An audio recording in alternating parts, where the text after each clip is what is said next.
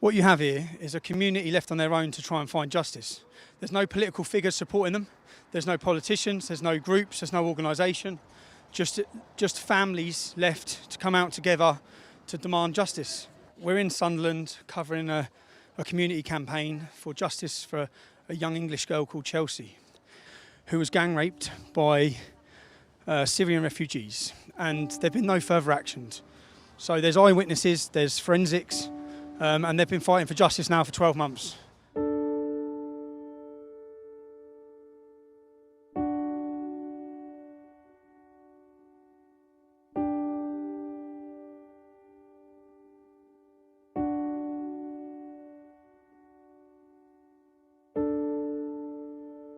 She's leading this walk.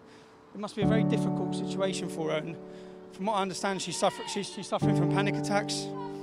She's suffering from everything, and this has been left to her community now. That's what this is. This is a local, close-knit English community trying to find justice for one of their people left on their own.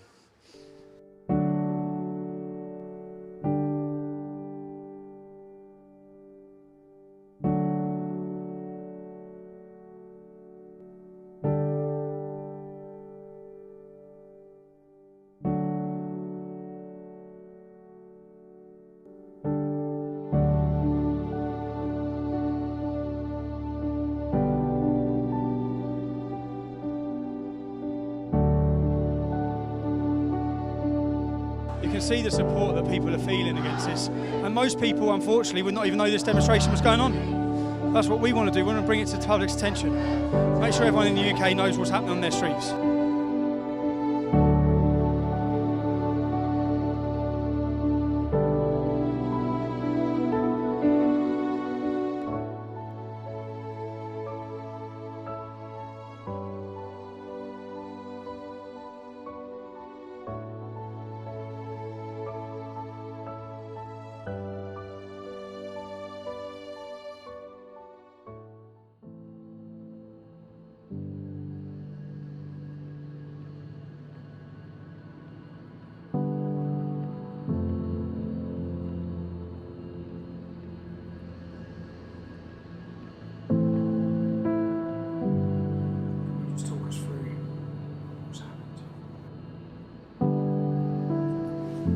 On September the 4th, 2016, I went out with my mum and my mum's friend. I had like 3 drinks, and that's all I could remember until I woke up. I just woke up in a room. I turned around, I was lying on the floor with just knickers on. That's all I had on. I turned around and there was a man in the room with boxer shorts on.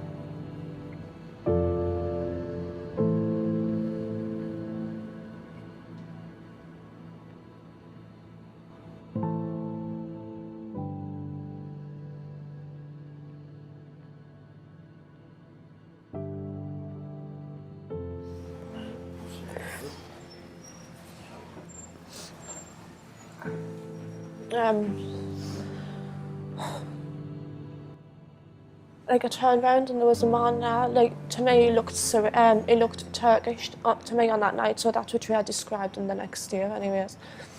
And he was in the corner where there was a little sink in the room, but I can't remember any furniture or anything like that in the bedroom.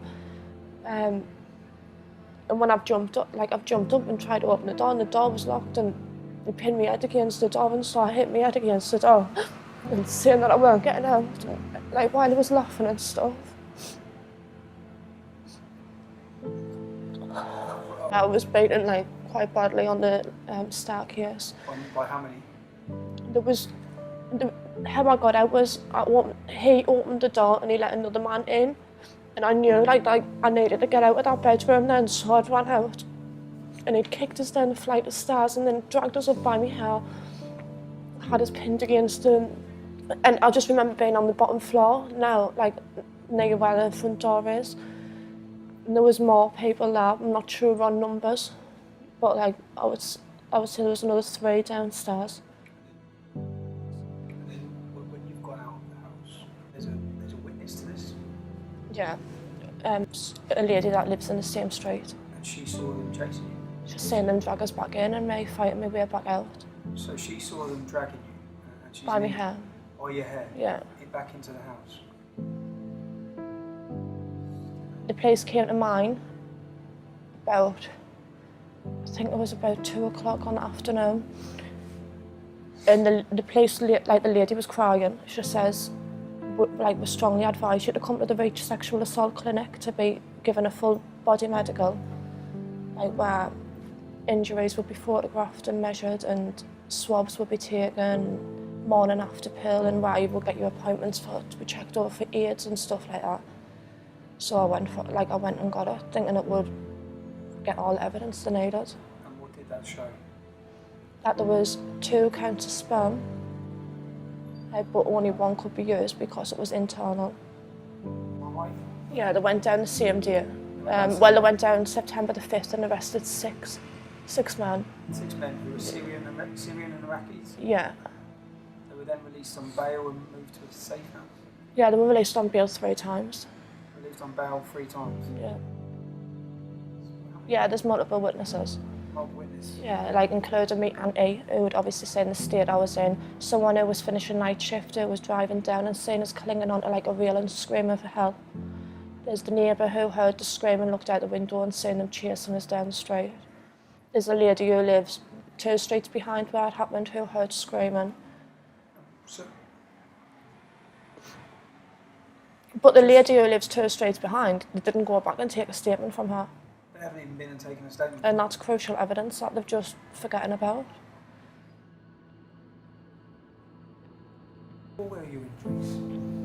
I've seen you look like you were black and blue. I had bruises like all around my groins. All around your groins? Like they were like horrible. I had whip marks across the back of my legs. I had whip marks across the back of my legs. All the back, like all my arms here, like were just black. And probably off while I grabbed hold of my arms. I went bald on my head, like bald patches on my head. Handprints around my neck. Footprint on my back. And these men are facing nothing? Nothing. There's been no repercussions to these men? Your brother's currently sat in prison?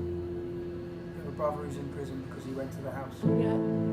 He went to the house where these men lived and he's now in prison? Yeah.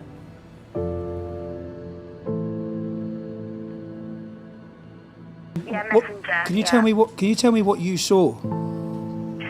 Right, well, it was in September. I can't remember the date. It was a Sunday. Okay? Yep. It was a Sunday morning, and my fiance rang me because he's a long-distance lorry driver. Okay. As I was on the phone to him, I said, I can hear you screaming.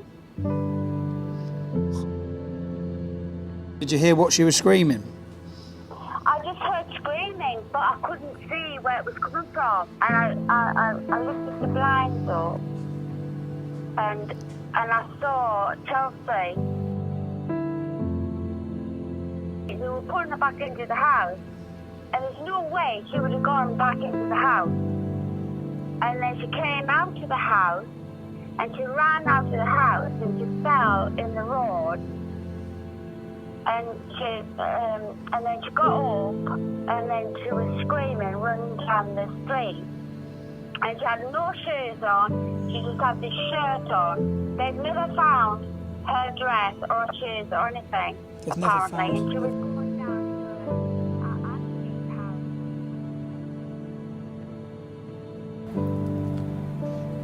house. Like, to me, I'm not Corbin, but to everyone else I am.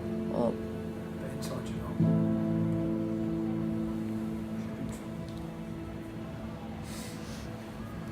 I feel like because since I've spoke about what happened to me and other girls are coming forward that I cannot let them win now.